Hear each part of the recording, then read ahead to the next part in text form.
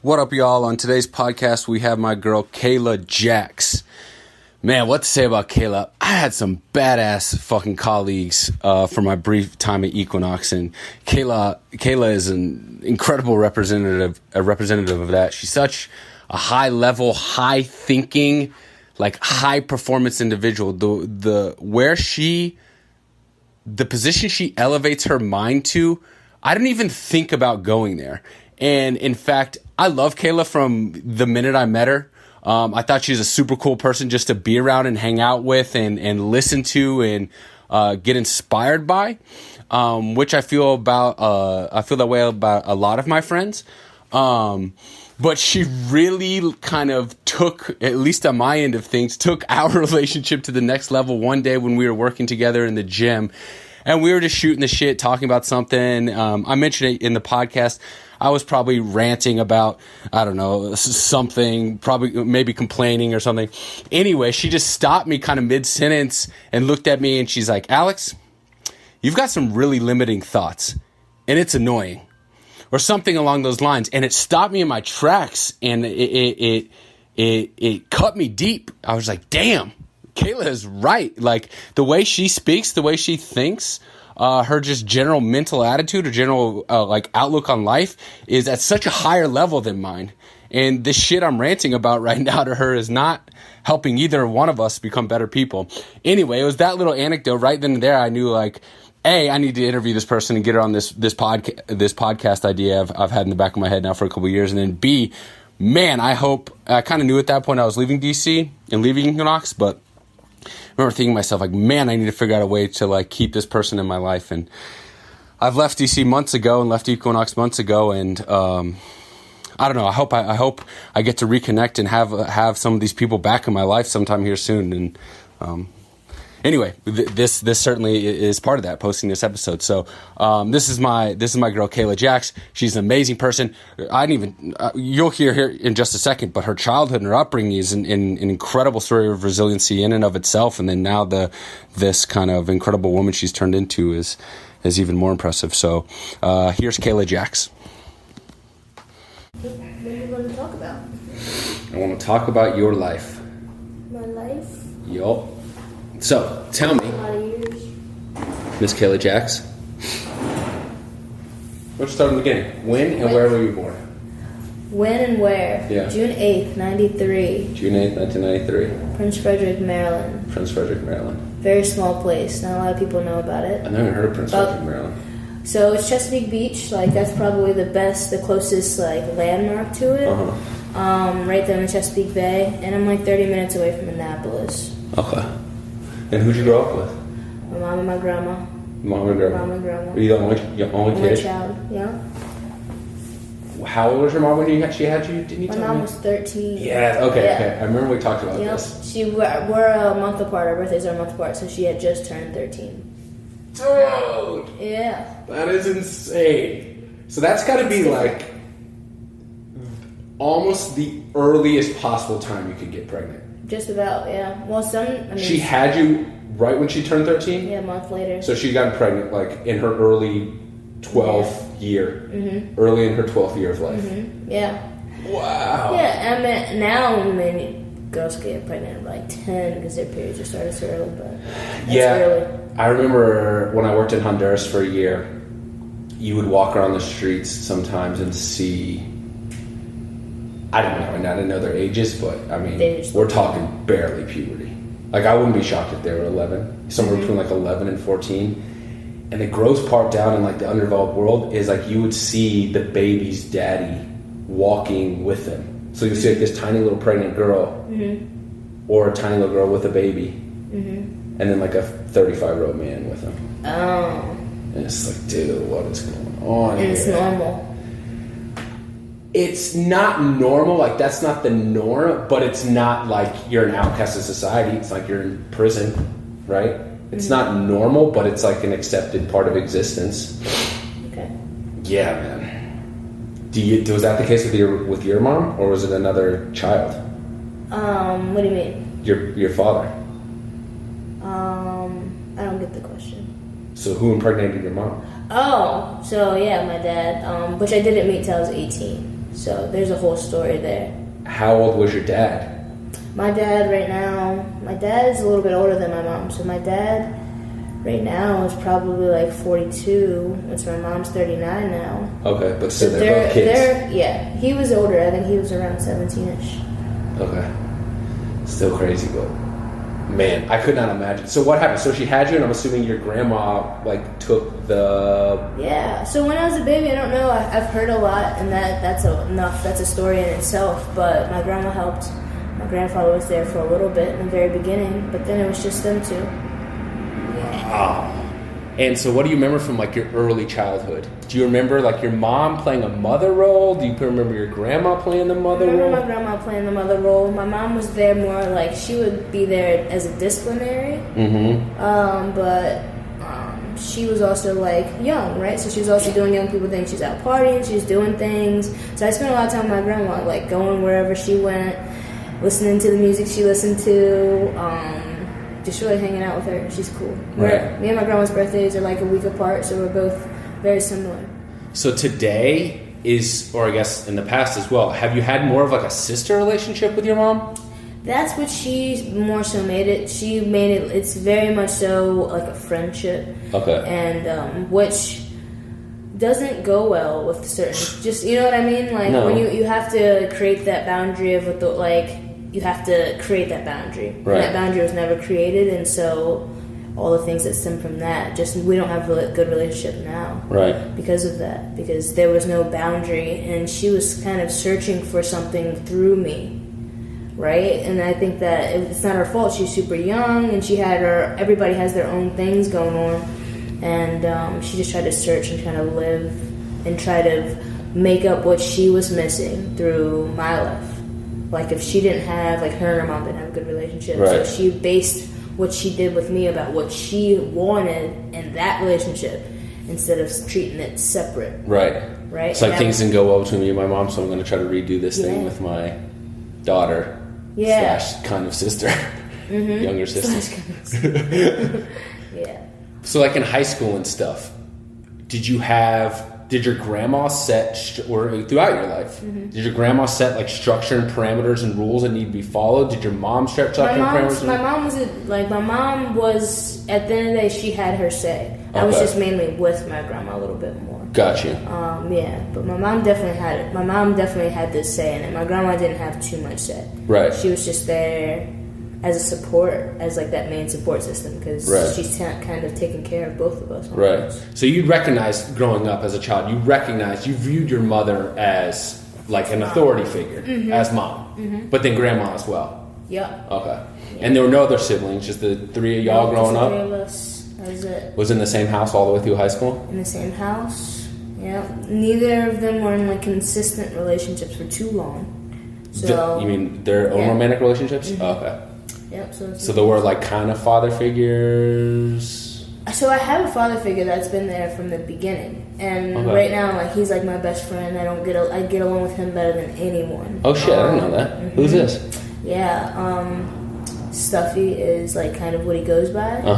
And I like that name. Yeah. Stuffy. And so he's been great, and as I'm older, he's been great. Like he started driving trucks pretty early, like probably like 12 years ago, or when I was still young.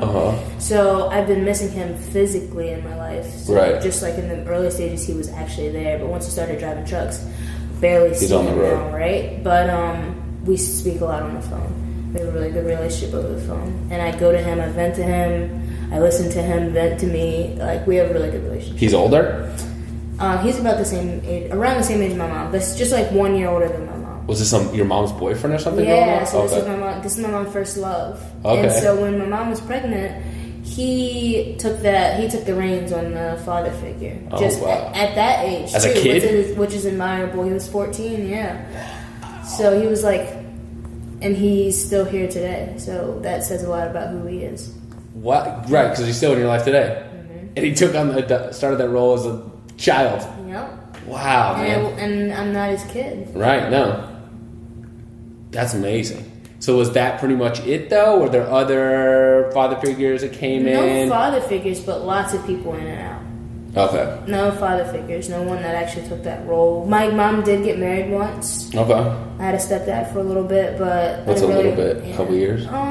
They probably the whole thing was probably around 5 or 6 years. Okay. Their whole relationship. So okay. It was straight in that teenage time though too, when I was coming out, and so he was there for all of my transitional stuff. Right. How did that? Was that positive, negative? I didn't really have that much respect for him. Okay. So I got in trouble for that too because I was open about it. I was very open. I've always been really open, like vocally. Yeah. So that's why I wanted to interview you. So yeah, and he wasn't much of a father figure. He was no one. He's just a dude that was there. Yeah, he was there. He was a good guy for the most part.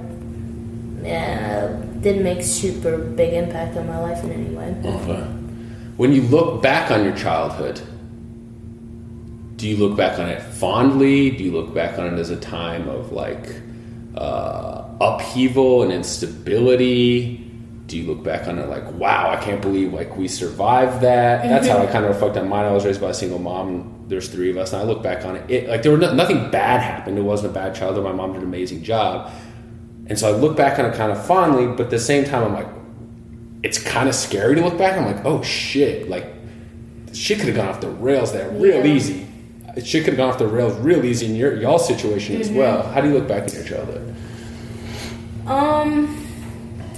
I'm thankful because my 2 women, strong. They did what they had to do. Like they really gave me. Like I have so much strength. I have so much perseverance and tenacity because of watching them doing what they had to do. My grandma's been working 2 jobs since before I was alive, and she still does to this day. She's like 60 now. And so, remember you told me about that. Yeah, so, and my mom was really into working too and really making money a lot. So, but when it comes to emotion and having a healthy mental state, I think is where the instability comes from, because the way that things were handled and the way that things were thought, that there was not a lot of positivity, there was not a lot of optimism, there was a lot of settling. You know, that type of mentality, money doesn't grow on trees type thing. We're just surviving. We're living paycheck to paycheck with no real optimism of all that's out there and available. And so I had to really find that for myself and get that mentality instead of getting out of like victimhood and getting out of like I can't do whatever I want to do. Like everything is possible, right? But that wasn't poured into me. It was more poured into me.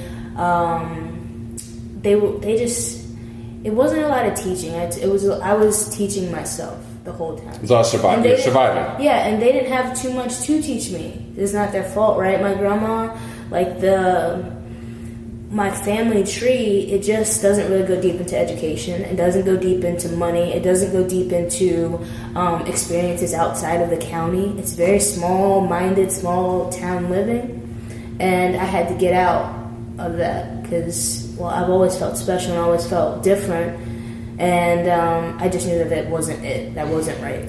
At what point, do you remember a point in your life where you recognized, like, was there a mental shift where you're shifting from that emotional, mental mindset that you're referring to from your mom and grandma to this more growth-oriented mindset? When did that occur? That was like middle school, right? So probably, oh, shit. Yeah, because I started realizing that my mom wasn't I've always, even when I was younger, I watched my mom see her lie or do all these things that I knew were bad, right? In a kid's mind, like that's bad. Like you're not supposed to do that, or you're not supposed to say that. And it's not about like cussing or anything. This is like lying or manipulating and different things like that. Or even when it came to relationships and men, it's just like I was exposed to a lot. Nothing was hidden from me. I saw drugs. I saw all of these things right there. I saw it all, from the violence to everything. I saw it right there in front of my face because so a lot of times I came along with her places. It really wasn't set boundaries. Like I said, she tried to be my friend, right?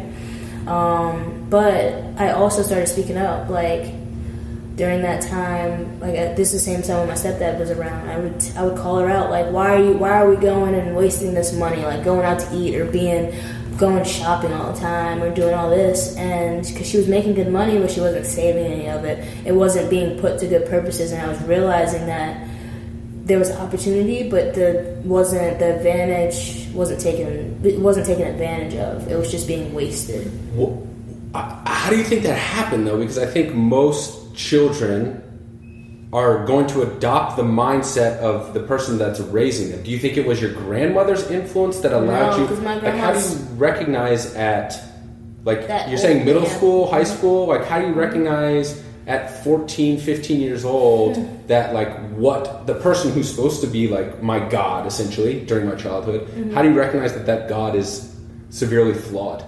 And then how do you also not only recognize that there's flaw, but also recognize that there's an alternative, better path? Was it like school? Was it grandma? Yeah, was it definitely didn't come out of the household. It could have been school, but it could have been like going over my friend's house, right? Okay. So my first girlfriend, their family had dinner at the table every night. Gotcha. You know? Yeah. Their family, like, there was. And just like, if we're just going to different people's house or just seeing what they're doing or seeing how they're living and how they could just, like, what's stopping me from being there? Right. Why can't I have what they have? Or something as simple as eating dinner at the table is something we didn't have. Right. You know, we like grab dinner and eat it in the room or in the living room or wherever the hell we individually wanted to eat it. Right. There was no real structure. Right. Ever.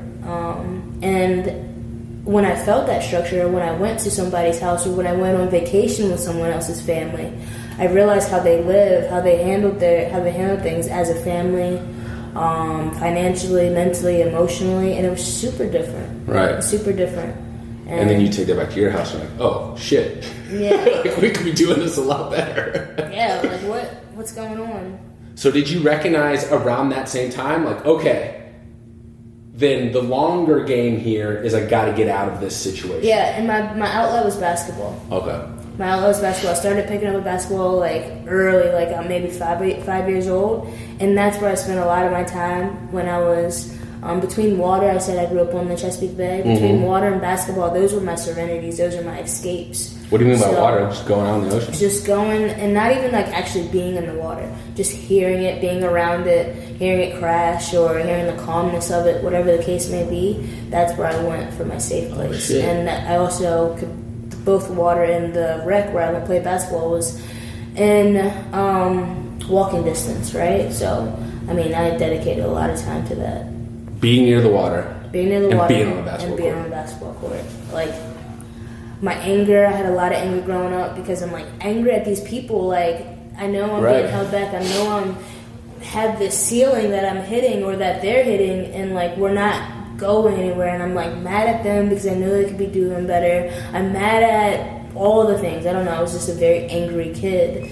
For whatever reason, I was just angry. I was angry. I was upset. Do you feel a sense of like entrapment? Stuck? I felt like, I just felt like things were wasting, I guess. Like, time was being wasted, money was being wasted, family time was being wasted. It was just more that could be in my life, and I wasn't getting it. I was being isolated. I felt I was isolated. That's the word. My mom and my grandma did really well. Well, mainly my mom did a really good job at isolating me from my family, because she was more so like, whatever happened within the family and within her relationship with her mom, she kind of brought me into that. She didn't let me have my own experiences with all those people. Right. She kind of took me out of it. Right. So she would, like, say holidays, her outlook would be go to the holiday thing, get food, and leave. It wouldn't be like really chill and spend this time with family. Gotcha. Let it be all this thing. So right now, even to this day, I don't really have big relationships with the people outside of my family, the outskirts, the cousins, the uncles, the aunts. Those relationships are very scarce. Because you formed all those relationships initially through her. Well, barely. I didn't. Right. Barely. Minor connections with these people. Mm-hmm. Just isolation. And that came into my relationships, like friends at school. I just isolated myself. Everyone liked me. Everyone knew me through basketball, through my athleticism. But those valuable relationships, had a few of them. They were mainly like those like real relationships, like the I actually like you type thing, more than friendships. I had more one person that would be my go-to than this group of people. That's what I've kind of always been missing and wanting. Was it normally a romantic relationship that was like your one go-to? Yeah, and those are the only relationships I ever seen with my mom and my grandma. The only close relationships were romantic were guys coming in and out. Mm-hmm. At what point did you... Okay, I'm asking the question and I'm thinking of... I'll ask the question initially and then I'll ask the follow-up. At what point did you recognize that you weren't attracted to guys? How much of that do you think was that you saw unhealthy male-female relationships from your mom and grandma? So I am attracted to Sorry, guys. Yeah, I meant to say that. I literally said that afterwards because we've talked about I'm this. not attracted to, I'm not interested in being in a romantic relationship with a dude. And that may... Like a sustainable romantic relationship. I don't see... And I think it's, when it comes like deep down to it, it's probably a trust factor. Right. It's probably a trust factor for sure. But the funny thing is that I haven't been trustworthy in my relationships. Right. So it's like... You're repeating the same patterns you've seen in the past. Repeating. So, and then with the guys, it's a trust thing. And it's also like I'm just not as satisfied. Or there's something missing there. I don't know. But I'm open to still giving that a true chance because I've never had in my adulthood. Gotcha. If the opportunity came. And it almost came in college. And I was open to it, with a guy. But it just never came that way. Because he was like kind of career focused at that time. And it just wasn't that. Gotcha. But, yeah, so we've talked about this. Maybe we'll get into the specifics of some of these. I find it funny because we've talked about your past romantic relationships with girls, but then we also had like back and forth about like what girls you think are attractive. But then you also, like you said, you're also attracted to the guys. And I'm thinking I won't mention any names, but I'm thinking one guy in particular you told me, and I was like, damn, really, that dude? No way. But you think you've never had an extended long-term relationship with a male, only sexual relationships with males, short-term things. Okay, but you started developing like romantic bonds with women at a fairly young age? 13. Well, 12, 13, yeah. Okay. So do you remember right around, I guess we all become aware of like our attraction to whatever other human beings right around that time, That's when I acted on it now. I was looking at, there's this one girl. Okay, that was my next question. How early did you recognize? Okay. One, my mom always said she knew. She said she knew from when I was like a baby. She said she always knew. But me, probably in elementary school, when I noticed like, probably like 4th or 5th grade, when girls' things start to develop, or maybe even earlier than that, honestly. But like I noticed myself looking at like girls' butts or girls' boobs or whatever when they were starting to come in or whatever. But that's how I knew. Okay. Did you find yourself looking at around that same time? Did you find any sort of like sexual attraction to males? Mm-hmm. I was dating males. Okay. I didn't stop dating. So they came males. At the same time.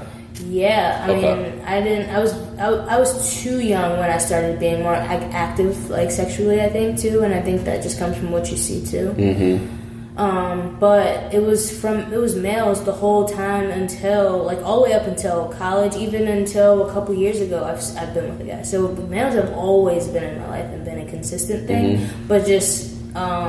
Not one guy actually came in, penetrated penetrated my emotions or my intellect, right, and really like made me want to be with him, or made me feel that. Did you always feel a sense of distrust around your romantic relationship with guys? Did you, even at an early age, did you recognize like this is a physical thing? Yeah. And then with women, if you're with a woman romantically, you felt like more comfortable and more secure and more... Yeah, I think so.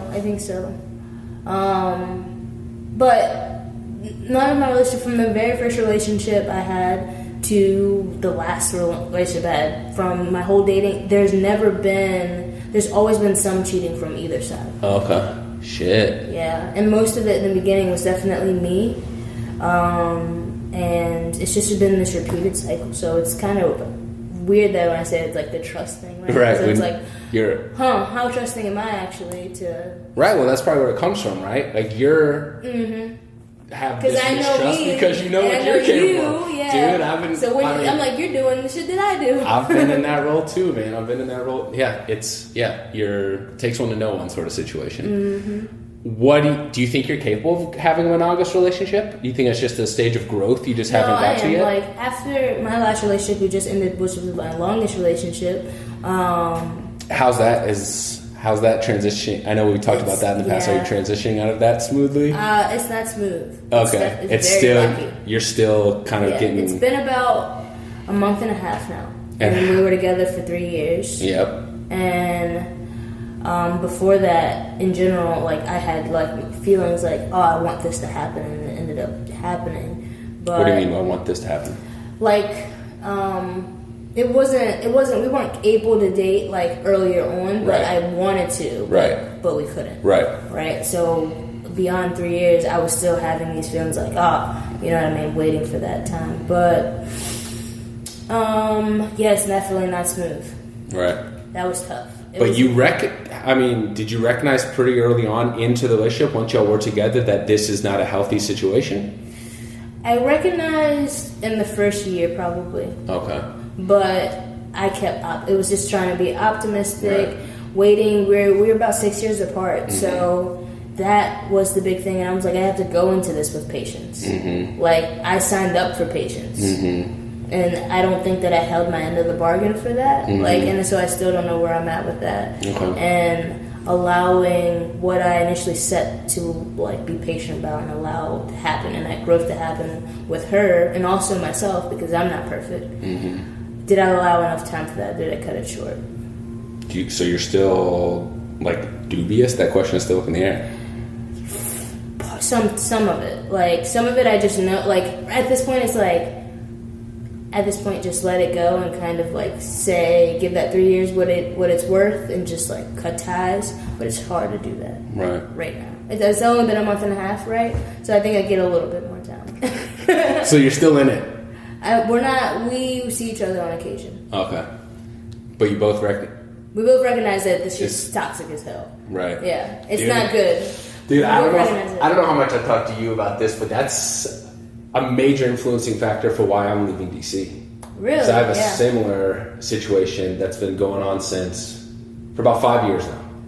Off and on. She lives here. Part of me moving back here was to give that another chance. I played a similar role that you did in terms of being the bad one in the relationship, you know, being the person that couldn't be trusted, really, or that mistrust on her part towards me developed over time based on my behavior.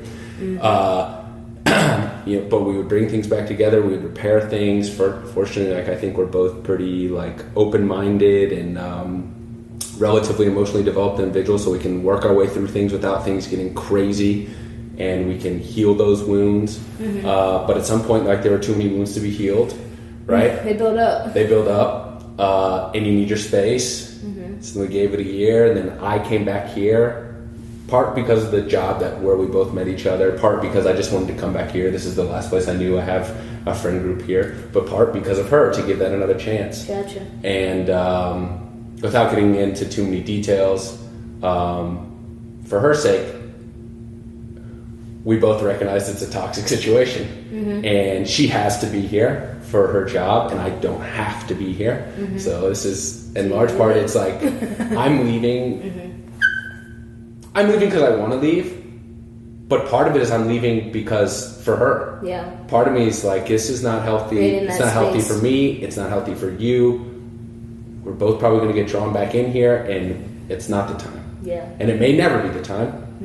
And this may be How long did that take for you guys to decide that, though, really?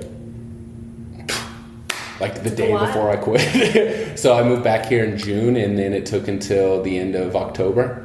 Okay. But I mean, it took longer than that. I mean, we originally broke up like a year ago, right? And then I took a year off to travel, give us a space. So I'm still a toddler. I have time. Yeah, you have time. But you're right. But you recognize, I think, what I recognize, that like you gotta. I don't need to use that. You love this person and you're attracted to this person. You want to be back with the person, and it's a drug, right? It's fucking heroin. It is. You take a hit of that pipe, man, and it feels good right then and there. Yep. But then the pipe goes away, the high comes down, and you recognize, like, shit, I can't do that again. That's not good for me. A couple days go by, you're like, fuck, I want some more of that crap, man. And you want to get back on it. No, it's so true though. So okay. So, going forward, romantically, you recognize that you need to, like...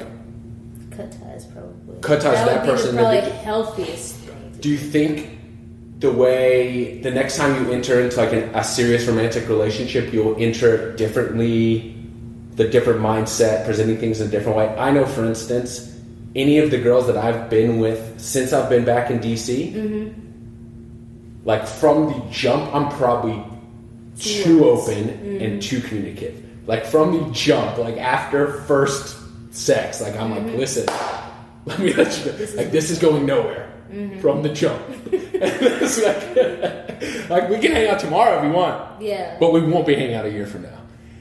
And that's like a little too much, I think. But it's definitely, I'm like hyper paranoid now about like taking care of my partner's emotions. Yeah, protecting it. Yes, protecting their emotions. And I think I've swung too far. In the past 5 years, I'm like, fuck it, whatever. Yeah. Like, what you don't know won't hurt you type of thing. Now I've swung totally the other spectrum.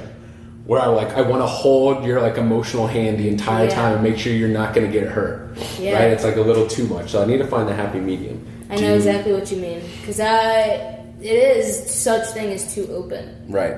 Right? Because you can't hurt them in that way. Like, the thing that I've come up with now is we're both fitness people, right? And I'm going to be different in the way of I'm not settling, and I want someone to already kind of be where they get to be that person that's sharing. So health and fitness wise, like they're in that journey already. I'm not trying to change anyone. What was happening is that with Maya, I was trying to change her into the person before it was her time. The same thing that happens with my mom. My mom's also been sick, right? So, and I'm trying to change. So people who aren't ready to change, or people who aren't ready to grow, like I'm growing. I'm never stagnant, and I can't live in a stagnant place. So I need that person with the same mindset. I need that person that still honors their body and their mind and health. I need that they need to already be it. They don't need to be deep into it, but they need to want it, and also have made some actions towards that. That's probably my biggest thing coming in. So I've had that experience where I told someone, like, I need to bring this up because this is something that's been on my mind. Like, are you up for this journey? Like, because this is my life, this is my job, this is everything. And not only is it mine, like, this is our future. Like, how you will grow and be old for our family, be old for our relationship. This is longevity. This is a conversation you've had with someone recently? With a current partner or something? Yeah, someone I'm dating. And what were you talking to them in terms of, are you ready?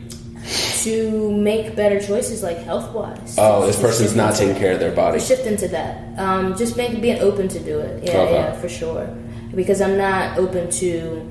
a fixer-upper. Yeah, my last girlfriend, she did everything after we broke up. Like, everything I was asking, like, get in the gym or eat well or do these things that would be good for her, professionally and personally, but... You can't make people do this stuff. They gotta want to do it. They gotta have this own internal motivation to do it, and that creates friction, right? Or I allowed it because maybe I'm just a little stressed about it. But I also get to honor my needs and wants, though.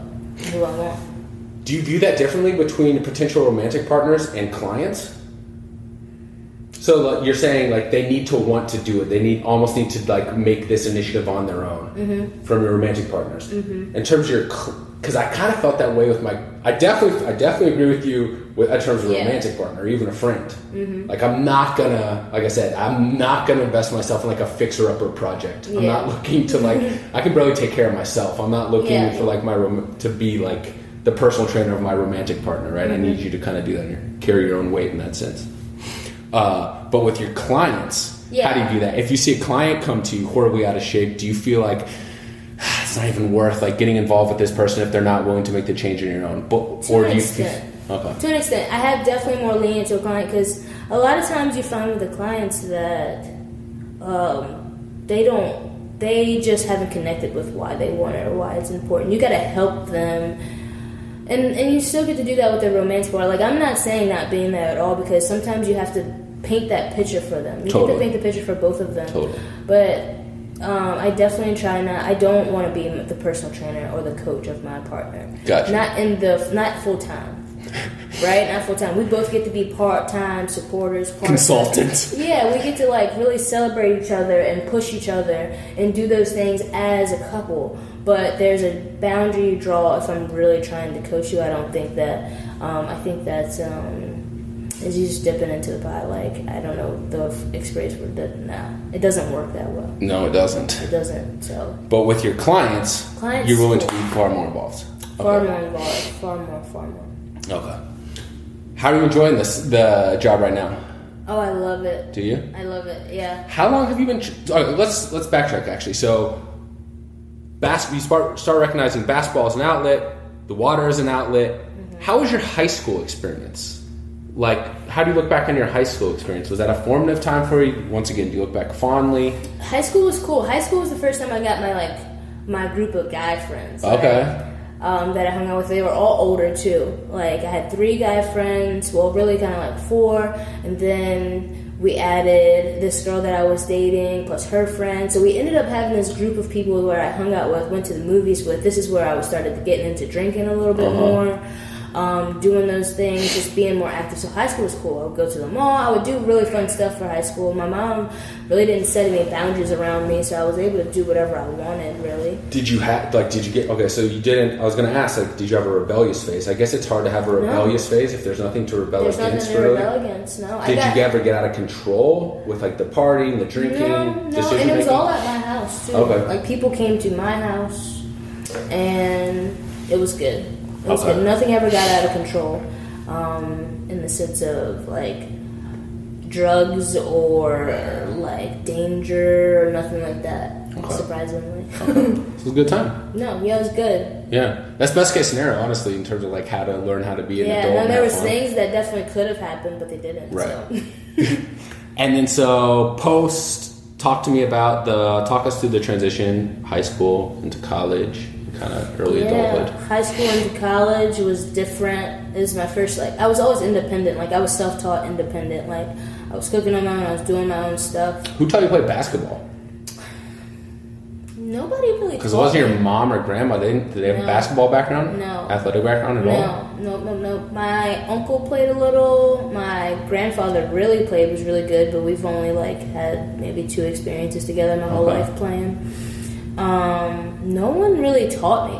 That's the funny thing, and that's the sad thing too. And that's why I train athletes, because I was so good just naturally. Right. And I ended up, being very successful, but no one did that but me. Right. My mom definitely put the time and money in, so I was able to play on the teams and get the practice in.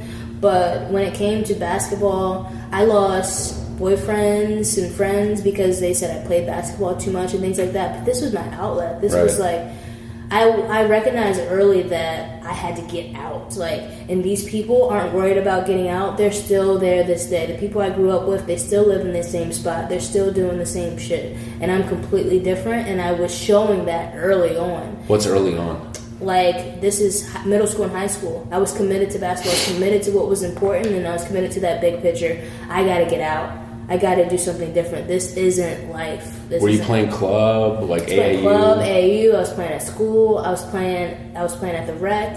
I would go from school practice to the rec. I was playing basketball. Damn. The only thing I was missing was someone to guide me. Right. Someone to... A coach, like a one-on-one. Everybody was always content with my ability. No one wanted to, like, push it more or say, you have so much potential. Like, I want to invest time in you or anything like that. So, being a personal trainer now and knowing what I could have had, how I could have, what performance I could have, if I knew what I knew now, right, and I trained my body in that way, or anyone put that time in, like, I could have been anywhere. I could have had any better experience, but I'm really happy with the experience that I had, but it could definitely been better. I feel the same way about my athletic career. Like, I grew up in a house of all women, none of them played sports, same thing. Like, very similar story to you. I feel a very kindred connection to you. I feel like in a lot of ways, as different as we are, I feel like we're the same person in a lot of ways, or we have similar experiences. But yeah, same thing. Like, damn, it would have been nice to have, like, some guidance along the way, not just winging it on my own. Yeah. So you were a successful basketball player in high school. You ended up playing in college, correct? Yep. What was that whole process like? So, walked on at Towson because I was having some, like, medical issues, like, my late, high school. Was college a like an expectation from your mom and grandma? Yes. Okay. Definitely. And how much time do you have? No, you're good. I was trying to figure out. I have till 11, so we still have like an hour. Cool. Or like 45 minutes. College was an expectation. Well, like I said, my mom tried to live through me, so she didn't go to college. She was on the path to go to college, but she got sick around 18, right when she was about to. Damn, she was on the path to go to college even after having you at. Yeah, that was in her dream. She wanted to be. She became a nurse, so she was in the medical field too. Okay. And it just didn't go any like further than like that nursing certificate type thing because of her sickness. So she really pushed for college for sure. Pushed for me to have good grades. Like she wasn't happy when I had C's and things like that, which is a little bit too much pressure. I don't really believe in that because first of all, the school system is some ass anyways. Yeah. Like it doesn't really measure your intelligence very well. And neither is the stuff that they teach very important. So especially once you get to high school, dude. I mean, that's a huge reason why I'm not teaching anymore. The last thing I taught was this school right here, actually, high school. These kids are taking like Calc 2. Yeah. Like, what are these kids taking Calc 2 for? This guy doesn't give a shit about Calc 2. He's not going to be a mathematician. He's just a smart kid, but he's interested in, like, sports. Like, take him out of his Calc 2 class, let him get an internship down with, like, the Wizards or something. Why are we teaching this kid physics? So I understand what you're saying. Yeah. But it's a good structure. I mean, it's a good, like, it's what we have. We could do better, but it's what we have, and it's it's a rudimentary measure of like what you're capable of doing, and it forces you to like develop some kind of discipline and work ethic. Like you have to get the homework done, you have to show up on time. Yeah, but kids don't have homework anymore. I know, right? Which I think is a good thing. Like take less of their life away. Okay, but so it was an expectation. This is something you're entering high school, and like the goal is to graduate high school and go to a university. Get a scholarship for basketball. Okay. So you walk on a Towson. Tell me about that. Walk on a Towson because anyone who reached out to me, I got accepted to a bunch of schools. But because of the health things I was going on, I was numbness in my legs. I wasn't able to make it through games. I was in pain. I would be crying through practice, crying through games. I never heard about this. What was this? It was like I was having pinched nerves in my low back because my back didn't have the natural curve that it's supposed to have. It was more like straight. So I was having pain shooting through my legs and stuff like that. Were you lifting at all? Year. I was lifting, but yeah, and it could have came from that. I never really thought about that part. It could have definitely came from that because I did start lifting a little bit more in high school, but whatever it was prevalent. It was present then. It was present not too much at Towson, but it came back when I started playing again at Shaw. Went to chiropractor after about a month of treatment. The chiropractor went away completely. Really? Damn. And so I went to the chiropractor throughout my whole college career after I transferred to Shaw in North Carolina. And I was happy for that because I had two choices: go to the chiropractor there in North Carolina, or go home and get an MRI the conventional way. Right. And I chose to go the non-conventional way, with more natural way, and it worked out really well for me. The conventional way probably would have ended up with like recommending back surgery. Or yeah, and certain things like whatever it was. I'm not a conventional person, dude. When it comes to health, right? Me either. I had the same thing immediately post college. And got the MRI, showed a herniated disc, went to a bunch of doctors. They all wanted to cut me open and like take out a piece of my disc. I was like, for real? Like this is the option? The only options at 22? Really? Like, and I'm fine now. I did the same thing. I went to like holistic people and started doing yoga and just let weightlifting go for a year. And I'm not having an issue in a decade. So how long were you at Towson? Just 1 year. 1 year. Just 1 year, and then I took a year off. Actually helped raise my two little cousins, my mom's brother's kids. So you went to school to Towson and you went back home? Went back home, yeah. Coached a little bit of basketball. Played mom for a year? Played mom for a year. Because I told you my mom and my grandma worked a lot. Right. I also was working at the time, but I had a lot of more responsibility than I think I should have had with that custody. Totally. Change. Who are these? Is your cousin's kids? Yeah, my first cousins. Well, no, they're my uncle's kids. Okay. My mom's brother's kids. Okay. So they're my first cousins. Love them to death. They're my everything. I have them tatted on me, but at the same time, it's like, come on, I'm 18. Right. Yeah. So was that like, how did that come about? was it you're at school freshman year, and then were they newborns? No, they were I don't know. They were both in school. Okay. They're both in school. So you recognize that, 5 and 7. I think they're 2 or 3 years apart. 5 and 8. Okay. So you go back home for a year, working, taking care of them, and then how'd you end up at Shaw? I started playing basketball. I was coaching, started playing again. I'm like, you know what? Like, I need to go play again. Like, my legs were feeling good, probably because I wasn't playing. And I got hooked up. One of the coaches that kind of knew some college coaches reached out to some people. I went to Shaw to play. They liked me. They offered me a position. I said no. Because they wanted me to leave 2 weeks after that time. I wasn't expecting to. They wanted me to come in second semester, not new year. They wanted me to come second semester in January. Yeah, in January, and this was like December. Yeah, because you can come in, and you can definitely come in second semester because the beginning of the season isn't. That's not in season play. That's not in conference play. Right. The second part of the season is conference play. Right. That's the big. So they wanted to just hop right in. They wanted me to hop right in, and I have all this responsibility in my hands. I have 2 kids that are looking for me to be there. I have I feel all this pressure, right? I can't leave, right? You're a kid. And so I said no. But eventually I called back, asked later on after that season, the coach stayed in contact with me. They won the championship that year, so I should have 2 rings, could have 2 rings. And we just stayed in contact, and I was like, you know what, do you still have that position? And that they ended up having it, and I went. Okay. And you were there for 3 years? There were 3 years, yeah. What did you study in school? Athletic training. Okay. Did you know once you were in school or even in high school, what you wanted to do post-college? Or were you hoping basketball post-college? What were you thinking? I think originally, in the very beginning, I was hoping basketball post-college. But as I went through that experience with that coach and that program and just my body, all the wear and tear that I did, because I played very rough from the very beginning. Mm-hmm. I was always on the floor. I took a lot of blows. Played so much. It was a lot. My body was definitely feeling it. And also just I don't like to follow rules or be under other people's I hear ya. Direction. That was also a thing. I'm tired of people telling me how much to run, when to wake up, when to do all these things. I want more to take control over my life. Mm-hmm. So it was a little bit of both of those. I'm ready for something different. My body feels like crap. I don't want to listen to other people anymore, especially when it comes to what I need to do physically. I'd rather make my own workouts and do my own stuff. And I don't know, just try something new.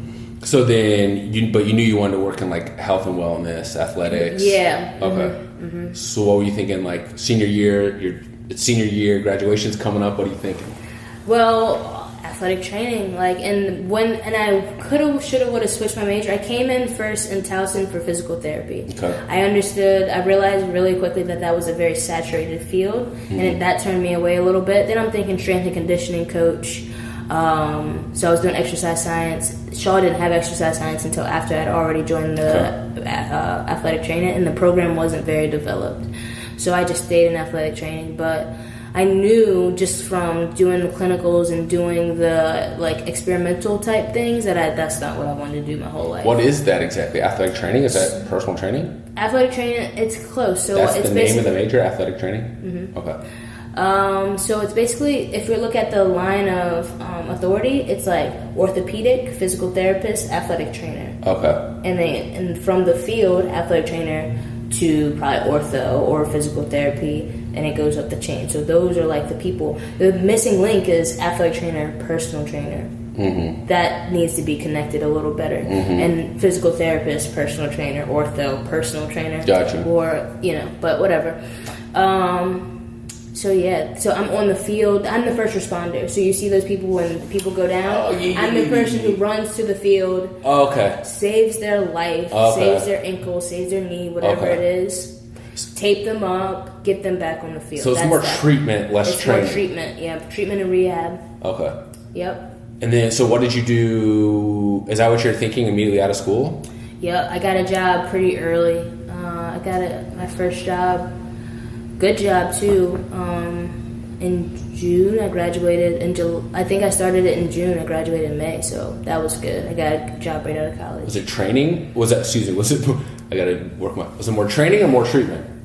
This was athletic training, so this is more treatment. right? It's more treatment based. It was the first program in our high schools, which I was proud of being a part of, because also, if I would have had an athletic trainer, which I realized a lot of people do, but not in my county, we didn't have athletic trainers. You don't have athletic trainers for your high school? Now we do, but back in the day you didn't? Not when I was going.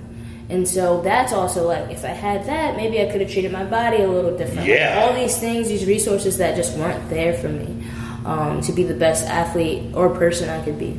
So it was all learning by myself. So you're post-college, and then now the high schools that you go, this is like the school district, public high school district? Mm-hmm. They're hiring athletic trainers for the actual high schools? Yeah, so once I graduated, that was the first year that they had them. And now hopefully they'll have them forever. Yeah, that's crazy. This is like a sizable public high school? Very good public high school system. They had them once before back in the day, but it didn't work out for some reason. They finally brought it back. Damn. And I'm sure it was always a demand and they wanted it, but I guess... It's going to be the first to go, right? I don't know. I don't know what... Yeah, it's going to be a first to go probably. And I don't know if there was any opportunity for that outreach for who would be the athletic trainer. Right. And then, so this company, Pivot Physical Therapy, started just popping up all the way around the county, all the way around everywhere. And they... Would contract with the high schools? They contracted us out. So you work for Pivot? I worked for Pivot. So Okay. in the morning, I was doing physical therapy stuff. So Okay. I'm working with the older population mostly. I'm working with a lot of, from the bottom, like post-surgery, a couple days after surgery, building people up. So that's really popping out in my personal training, because I know how to take someone from 0 all the way to 100. Where an athletic trainer probably takes you 0, and a physical therapist too takes you 0 to 50. Where you can walk, you can be functional, but you can't probably perform past that. They can't take you to that big level. Right. But how long were you in that position?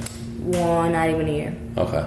So not even a year. Any other jobs before you came? Yep, health and wellness coordinator, still with an older population. So this was just really helpful because I've worked with athletes and I've worked with everyone from like 5 to 75. Right.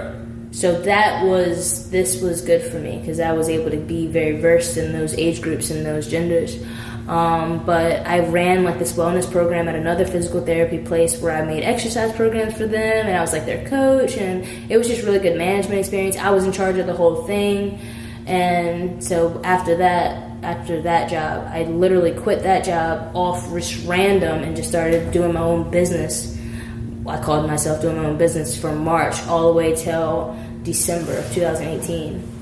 Just training on your own? Training and coaching on my own, yep. Coaching basketball? Coaching, health coaching. Okay. I became a health coach at this time. So you're designing these exercise programs, and then what do you recognize, like, I could make more money, or I saw on Facebook, I could make more money. And I saw, I'm starting to see these people online make this money and also offer these services to where I can make the money, or I can do what they're doing. And so I got on that type of track. One, I saw something about health coaching, so I invested in the health coaching certification. And then I saw things about online fitness coaching, and I ended up investing in that. And I didn't even initially wanted to do an online thing, but I was chasing money. I was definitely chasing the money. But I wasn't ready for the work that it required. Right, if you're doing it independently, I wasn't ready for that work that it required. So it held up if I had spurts of success. Right. Because I wasn't able or had the accountability or the work ethic to on my own without anyone else kind of. Because I've been in sports my whole life too. That gives you structure. You know your time. You know you have practice, you have class, you have someone telling you what to do. So it's like the...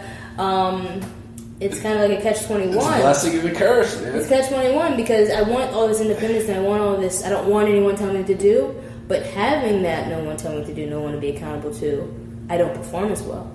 Dude, I'm experiencing that in the last 2 weeks since I quit Equinox. Exactly. That's I hated the rules. I hated having to be there at 6 a.m. I hated the floor shift. Mm-hmm. But in the last 2 weeks, I wake up and I'm like, oh shit, what do I do with my day? Like, fuck, I need a boss. Like, I need someone. Yeah. You have to develop the skills being your boss. That's why I'm back into a job setting to where I can build those skills around people, like-minded people. Right. And then eventually go on my own again. When you're doing this independent thing, I mean, what were you, 23, 24? Yeah, this was 2018-ish, so I was, 23, 24, yeah. Okay. And then, after a little bit of that, did you recognize... Okay. I spent a lot of money Trying to develop a business? Trying to develop a business and myself. So 2018, I put myself in a lot of debt. But when it's not quote unquote good debt, when we talk to people like in the financial world, like good debt be like a house, like all these things, right? But I made a lot of decisions. I did a lot of traveling in California. I spent a lot of money investing in myself personally and professionally, and I thought that's what I needed to do, right? And I still think that. I don't think that was a bad decision at all. I think it was a bad decision to quit my job and just like try to start something I had no idea, I didn't understand. Right. But that year was the best and worst year of my life. Everything that could possibly happen to me, I had nothing. Like, I lost everything. Even though I had a home, I felt homeless. I didn't feel I had no place. I eventually lost my car at the end of the year. It got repossessed. And I'm going through all this depression. People from California are telling me I'm an empath, and I'm going through this personal journey and experience. It's just... What were you doing out in California? It's like a transformational program called Mastery and Transformational Training. I recommend it to anyone in the world. Like, I wouldn't be the person I am, or the thought processes and the awareness that I have of myself, and even now other people, and my power, so they say, without that. And that's what I'm saying. I invested a lot of money in it, but it was a good investment, because like the value and how much I can still dig into that system will always be available to me, and just being there at that time was just exactly where I needed to be. Is it like mental training? It's emotional intelligence. So yeah, it's emotional intelligence. I'll tell you what, Caleb, probably one of the most impactful things that's happened to me since I've been back here over the last 6 months, and it was like a 5-second occurrence, was you and I were talking one day in the gym, and I was probably off on one of my rants about something. And what did you say? You said something along the lines of like, Alex, you've got some limiting thoughts, and they're really annoying, or something like that. And I was like, oh shit. I was like, damn, she's right. Like, immediately I was like, fuck, I need to hear that. I kind of remember this day, yeah. And I was like, okay, I need to fucking check myself on those things. Like, I need to recognize when I'm saying things that are like not promoting growth. You were probably talking about how your people that come in that don't really appear to look like they need you. Right. Why would they train with you? Right. Like, yeah, there was a lot of... What could you offer them? Right. Yeah, there was a lot of that. People would come to me and I'd be like, what? Why do you need me? Yeah, why do you need me? It's not not recognizing your value or what you can bring to the table. I just assume like, no, you're good. You don't need me. Yeah. Anyway, so that was one of the big things. I was like, okay, Kayla's like a next level person. I knew that as like we were just starting to develop a friendship and just getting to know you. I immediately recognized like, okay, this is like a special. I loved everyone we worked with. But there's a few of y'all who I'm like, oh, this is a next level human being. And I started to get that idea about you. And then once you said something like that, I was like, okay, not only is this next level human being, this is the kind of person I kind of like need in my life. Yeah. You want to surround yourself. Totally. So do you think that training that you did out in California like kind of put you into that? Oh, yeah. And it's still so much I'm practicing and trying to grasp. But yes. But it sounds like even at an early age, just kind of back to one of the questions I asked a little bit ago, when you're recognizing like the difference between when you're recognizing how the way you were being raised wasn't the ideal, right? So it's kind of, you've always been searching for that next level of growth. And that's what made me maybe like just start, because this was a time where it was, most of the stuff was on credit cards, right? I didn't have this amount of money to be investing in myself, but that's what I used to get and to just go. To just go where I wanted. I mean, I did not have the money. There was, especially towards the end of the process, it was a 5-month process. Because I went through every big core program that they had. You don't have to. The first 2 are the real core ones, but I went through the legacy program. Because I was like, I need this in my life. It's just something, if I don't do it, I'm always going to wonder what would have been, right? I don't even know where I was going with that, but I just took that leap. I was leaping like crazy, just trying to find what was holding me back or what could propel me forward. I need it. That was 2018. Yeah, right? I'm about to turn 25. I turned 25 the week that we had this training. Okay. And I didn't think I was going to be where I was at 25 right then and there. I thought 25 was going to be like, I don't know, I was going to be living large or something. I don't know. And I was in the deepest, darkest spot of my life. That's 2018, you said? Mm-hmm. Okay, so now a year later, you said 2018 was both the best and worst part of your life. Mm-hmm. How do you look back on the past year of your life? Do you feel, has it been chaotic? Has it been, I feel like you're settling in? It's been very chaotic, and October is when I graduated that program last year, and October is when I started at Equinox again this year. So full circle, I'm very happy a year into it. Now, between October to October, that was chaotic, it was fuckery, it was all the mix, it was a lot of depression, it was a lot of the same things, me trying to figure it out still. But right now, I feel very grounded, and I'm very happy, and I'm happy I decided to go back to Equinox, because I quit Equinox, because that once again was like, I can do this on my own. Yeah, when did you start there? I started at Equinox the first time last November, right after I graduated, and now I'm thinking this is the opportunity. Like, yes, now I have this opportunity at Equinox. Graduate the program, go to Equinox. Going to Equinox, but I felt limited there. I felt it wasn't the best space for me. Like, it didn't. I was also. Which one were you at? Tyson's. I was in victim mentality. I acknowledged that, but I also acknowledged that the atmosphere and the people and the clientele also wasn't the greatest fit. What do you mean by victim mentality? Oh, so this is more MITT stuff, right? So victim mentality would be more like not taking responsibility for things, right? So to be like crazily responsible for every single thing in your life, i.e. taking control of it. Like, if you get in a car accident, like if someone rear-ends you, you have some responsibility in that. You were in the car, right? And that's a very like shallow thing, but say like in a relationship, you cheated on me, you're the worst person in the world. You played a role in that person cheating on you. You know what I mean? And that's hard to take responsibility of. So that's victim mentality. You have no control. The world is just doing these things to you. Things are being done to you.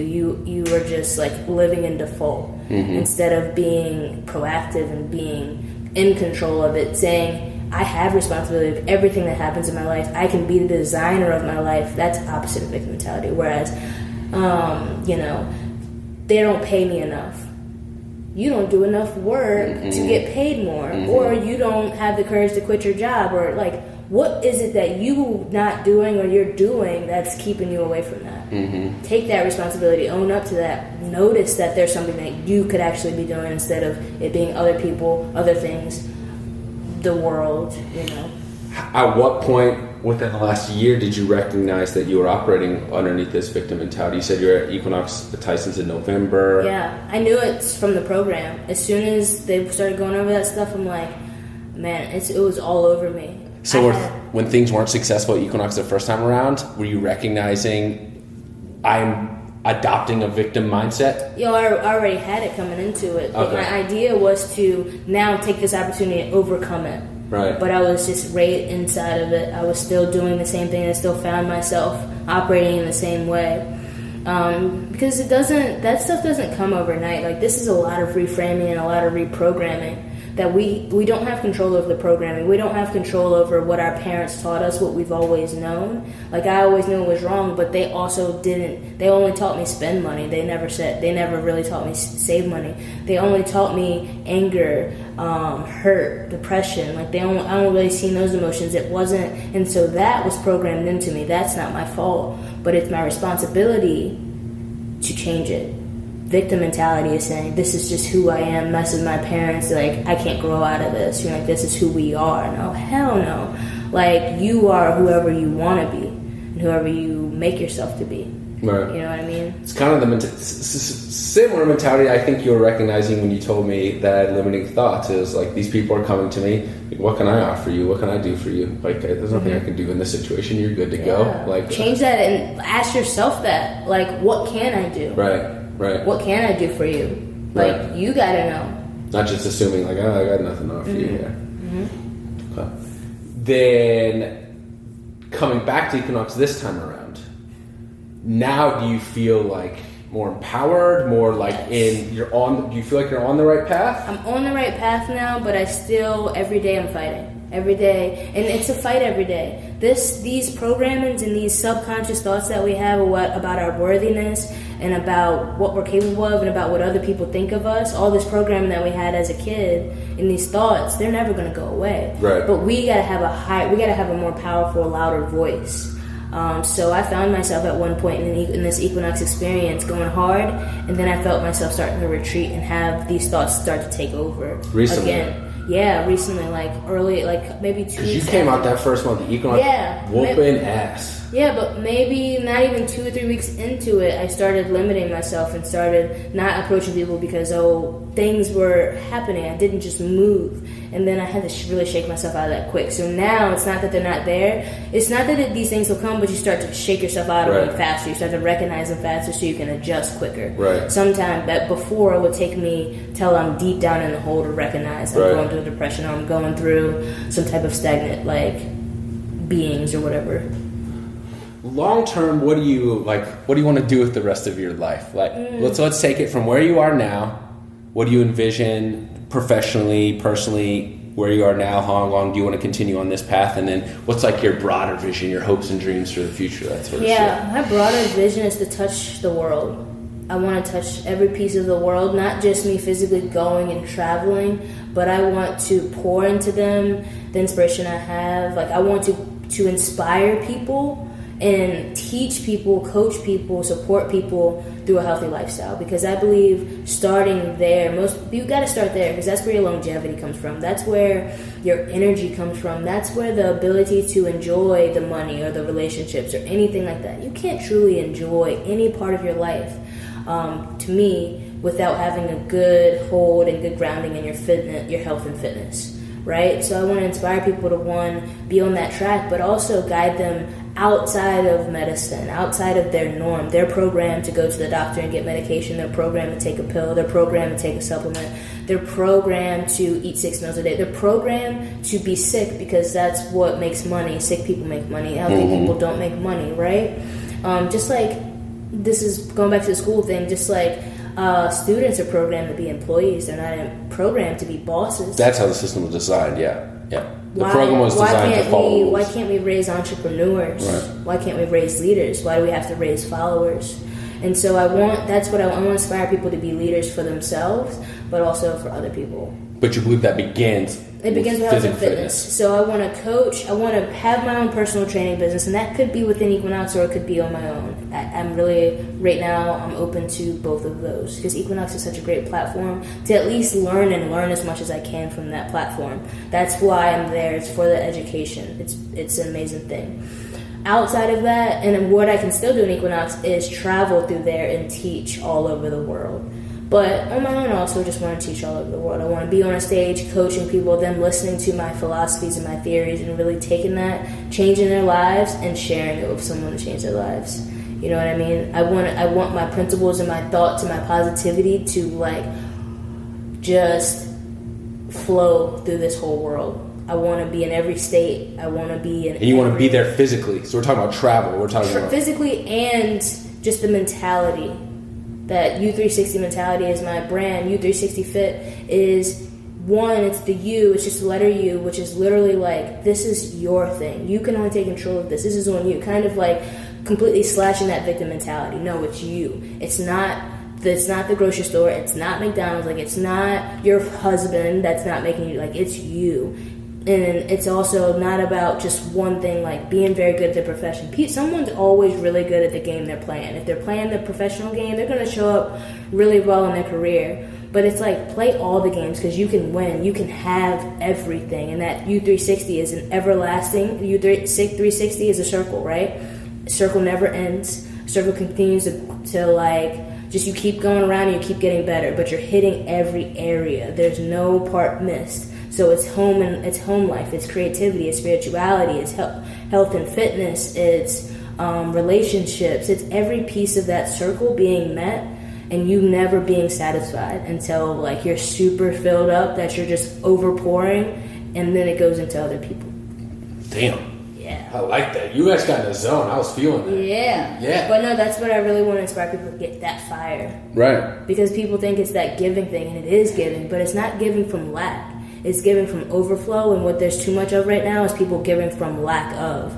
And because we think that that's selfish, we've been programmed that this is selfish. If you don't get, like, if you say no, that's selfish. If you're not giving your time to this person, you're not giving extra time to your job, you're selfish. You're a bad person for it. But we're actually bad people when we're selfish, or all those things when we're continuously saying no to ourselves because we're saying yes to everybody else. Right.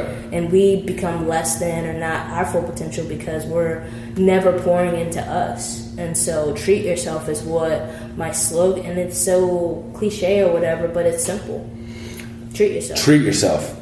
Well, what do you mean by that? Because I think a lot of people, if they hear the term or the phrase like, treat yourself, it means means like cake, self-indulgent. Right? Yeah. I'm gonna get a piece of cake or no. It's fill your cup. It's do the things that make you happy. If you love, so many people, I used to dance, I loved dancing, I loved doing this thing, but once I had kids, or once I started my job, or once I did this, they felt like they had to lose at something. Yeah. And that love that they're missing, and that they look for in food, or they look for in the sex, or they look for in whatever, the drugs or whatever they're grabbing, it's in the dance. So dance. And dance freely. Like, fit an hour of dance. It's not, we can fit little pieces of time. We have 168 hours every week, and people just aren't intentional about that. So they end up time running away from them, chasing time. But if they were actually intentional and planned that time and made sure they put their priorities in what they need to be the best person they can be, it's not coffee, you know what I mean? It's not the drugs, it's not any of that. It's like, go back to your childhood and fill that little boy up or that little girl up that's been calling, crying out for your attention. Fill her up or fill him up, and then the way you show up is going to be everything you want it to be. You're going to start attracting everything you ever wanted, because inside your purest form is filled. And when you show up in that way, you show up in that light, you're unstoppable there. You have your armor on, you feel good. Damn. Yeah. I like that. All right, I'm going to end it there. Yeah. Okay, good, because I feel like that's incredibly inspirational. You got me all fired. I want to jump out of this fucking chair right now. Do you have anything else you want to add or anything like that? No, I think that's a good place to end. That was fucking perfect. Okay. Thank you so much for doing this. Yeah, it's been fucking amazing to know you. I'm hoping... Who knows, man? There's like a 50% chance I'll be back here in 6 months anyway. So I'm hoping this is not the end of our friendship. But it's been an absolute blessing to have met you, and I feel extremely fortunate to have you in my life. Yeah, so and this was a great opportunity. Yeah. Well, yeah. So let me know when it's done. And all I will. Stuff. I will post it. I'll get it up and load it as a podcast and everything. But thank you for doing this. I'll put on just on the Apple podcast. I'll put it on all the podcast platforms out there. Cool. It's going to take me a couple months to get all these edited. I've got like 25 in the bank right now. Okay. But seriously, thank you for being you. Please keep being you. And yes, nothing hopefully but me. This is not the end of our road together. We won't be. Thank you so much. Thank you, ma'am.